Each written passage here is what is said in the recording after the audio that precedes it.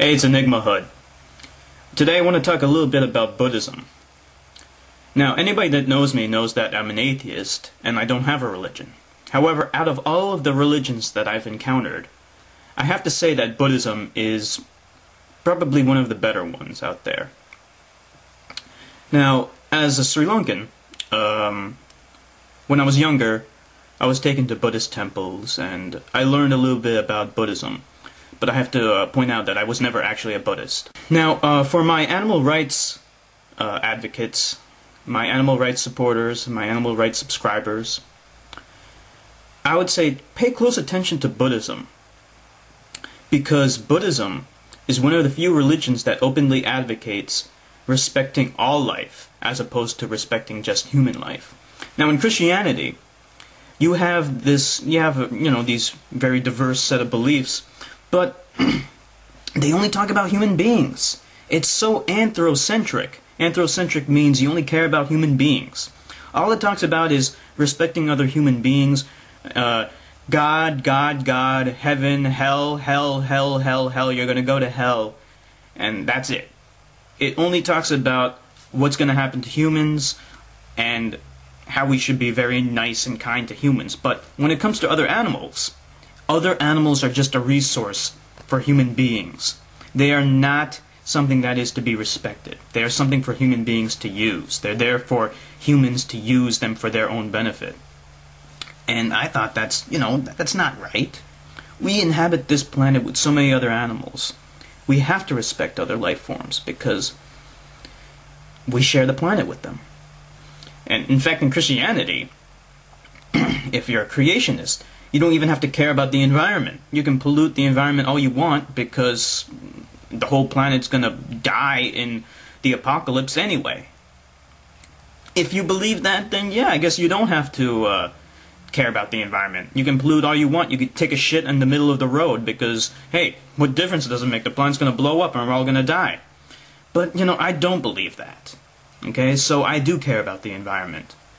And Buddhism cares about the environment too. It openly advocates respecting all life forms. In fact, Buddhist monks, they will not even step on insects. They will not step on spiders. I remember when I was younger, my parents wouldn't kill bugs. In fact, even to this day, they don't like doing that.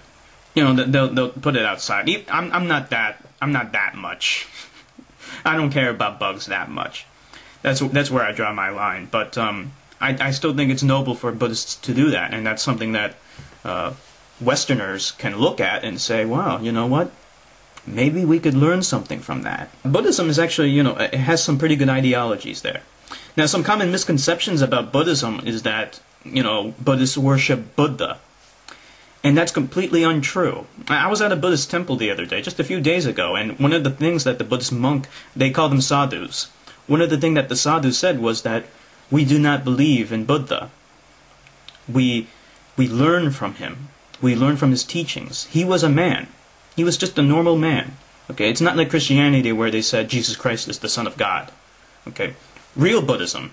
Okay, real Buddhism says that he was just a normal man who attained enlightenment, who became perfect in his wisdom and in his compassion. Okay? He was an Indian prince. Now, technically, he was born in Nepal, but at the time, Nepal was India. So this is India we're talking about, the Indian subcontinent.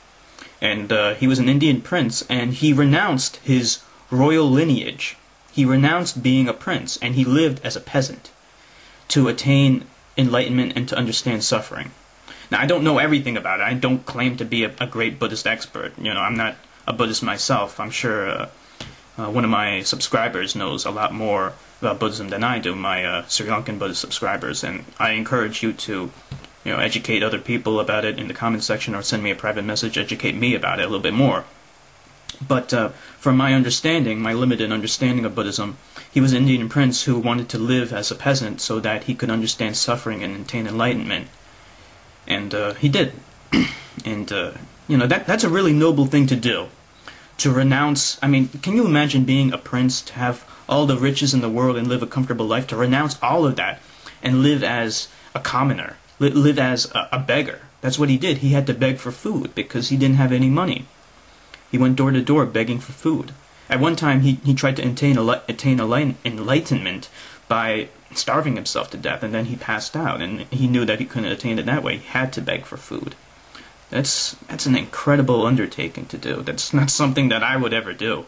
I don't think that's something a lot of people would do. But he did it. And that's truly amazing. Now, why am I not a Buddhist, though? You might be wondering that question. I just feel like I never really needed it. I never needed to be a Buddhist in order to be who I am. I don't believe in reincarnation. Buddhism teaches about some spiritual, supernatural things like reincarnation. I went to a Buddhist temple in Sri Lanka, and there were depictions of hell. I don't know if they believe in hell or not, but maybe they do. I don't know. I just saw like this really beautiful, I have to say it was beautiful, this beautiful sculpture artwork showing all these people being tortured to death by devils and things like that. I was like, wow, this is awesome, because there's blood all over the place and it just looked cool. So I don't know if Buddhists believe in hell or not, but that's what I saw at the Buddhist temple when I went there. It was pretty cool. But yeah, I don't believe in hell. I don't believe in reincarnation. Not because that these things don't exist, but because there's just no scientific evidence. At this point in my life, I'm too scientific to ever go back to that, I guess the primordial ways of life that humans just kind of accepted beliefs without evidence. Also, some of the meditation stuff really doesn't do it for me. That's just a personal thing. I tried it. I went to a Buddhist temple just a few days ago, and we were doing some chanting and meditating, and it doesn't do it for me. I'm too much of a scientific guy at this point. I can't really chant these things and then have that chanting help me. Like when you're talking about one of the chants that they do is saying I wish to be freed from harm and greed. I wish to be well and happy, things like that. Saying that stuff, it's good, but saying it doesn't make me feel well and happy. It doesn't do it for me. And also they talk about I wish my enemies to be freed from harm and greed. I mean, they say it for many different people, like yourself, your family, your friends, and then your enemies. I don't want my enemies to be freed from harm and greed. I want them to suffer for them being bad people. That's the other thing that Buddhism teaches about, though, karma. I don't believe in karma in the sense that if you do bad things will happen to you, or if you do good things will happen to you. I think that, though, if the belief is that there's a spiritual thing going on that makes that happen, I don't believe that. However, what I do believe is that if you do good things tend to happen to you naturally anyway. Like, if you're a nice person to everyone, isn't it logical that people will be nice to you?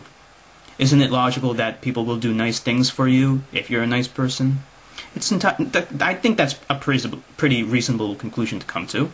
If you're a bad person, if you constantly steal, okay, you will get away with it sometimes, but if you keep doing it, you're gonna get caught eventually. So it does catch up to you. So there's kind of a natural gravitation towards these things. If you do bad things, eventually something bad will happen to you anyway. I don't think there's any spiritual thing going on that guides it. I think it just happens because of the nature of the beast. So I think that pretty much covers everything. Buddhism is a fascinating religion. This is, by the way, when I'm talking about Buddhism, I'm mostly talking about Sri Lankan Buddhism because that's just what I've been used to. I don't know much about Buddhism in other countries. If anybody knows a little bit more about that, feel free to send me a private message or, talk about it in the comments section or whatever you want. And to my vegetarian and vegan subscribers, I highly recommend that you at least learn a little bit about Buddhism, because it's actually a pretty good religion when it comes to animal rights. It's one of the few religions that really goes into that and respects animal rights, and that's a fantastic thing. And I can always respect that. Christianity, they don't do that. They never address that. If people come up, well, what happens to animals when they die? According to Buddhism, there's the reincarnation thing going on there. Okay, that's what they believe. But in Christianity, they never even talk about that. It's completely left out. oh, animal heaven. I know that some people believe in animal heaven, but there's no religious doctrine that even talks about that. It's so anthrocentric. And, that's the big distinction between Christianity and Buddhism. Buddhism cares about all life forms. So check it out.